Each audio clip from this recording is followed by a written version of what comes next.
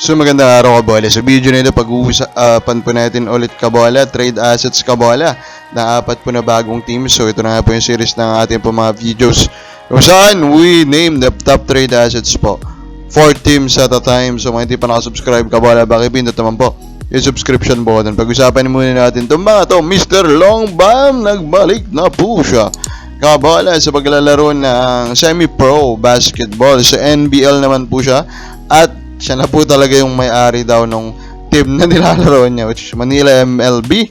Hindi lang siya yung may-ari, siya din po yung head coach.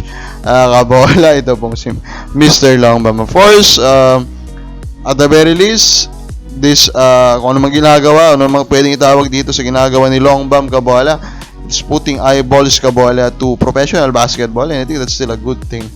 Pero alam naman natin, di ba, sa itsura pa lang niya, kabola, sa physics pa lang niya, kabola, he is not a real professional basketball player. Napag-usapan natin ang issue nitong si Justin Brownlee, kabola. Of course, di ba, nung narinig nyo naman siguro, kabola, na yun, nag-positive na naman po siya. Alam nyo naman na there's a big risk na baka hindi po siya ulit makalaro for Gilas this year. At yun na po yung sinasabi po ng rumor po na nilabas po ni Boss Nobad, kabola, na mukhang hindi nga po siya makakalaro dito po sa next tournament po ng Gilas this August. Now, dyan lalabas talaga yung issue, kabola, na pati nga po dun sa mga import, kabola, may problema po itong ating Gilas national team, kabola, in terms of depth. So, Kwame will be their next best choice there, kabola. And of course, it will be a good thing for him naman. Now, for Brownlee, let's pray hard, siguro, kabola, na suspension lang po ulit to at hindi na po siya maulit.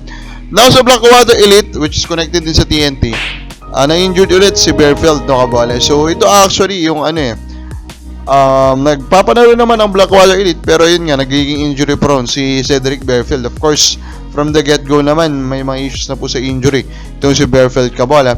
Then, I think ito may injuries nito, it could be also the reason, kabola, kaya nahirapan mag-decide ng TNT kung anong gagawin nila. They are currently winless at this moment, kabola, of recording of this video, so they badly need to make a move para po magkaroon po ng seryosong oportunidad, kabola, na makuha po nilang Grand Slam. Comments muna tayo ng mga fans. Jello Carian, I don't think Abando will side that low first round. Josie Bo, center kailangan ng NLEX, hindi security guard. Judiel Porquiliano, asa ka naman naabot sa Abando sa Inebra.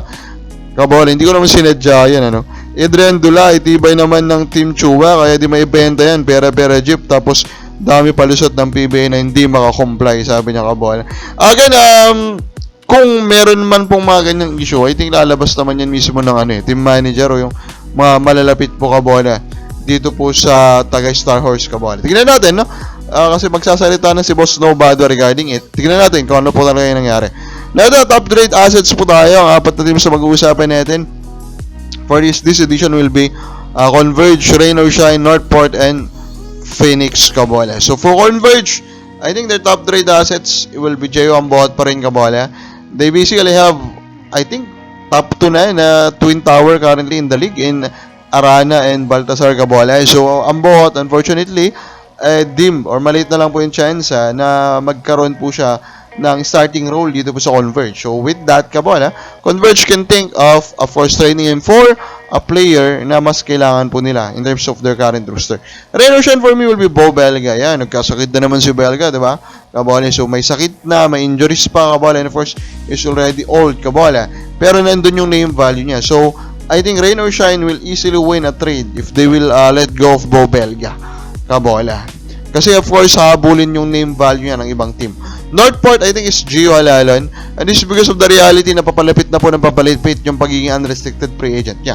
So, kung mahanapan nila ng trade to, it's good, diba? Kasi nga po, kabola, diba? Alam naman natin na kapag naging unrestricted free agent yan, kabola, at na-offeran siya ng serious team, mahirapan sila.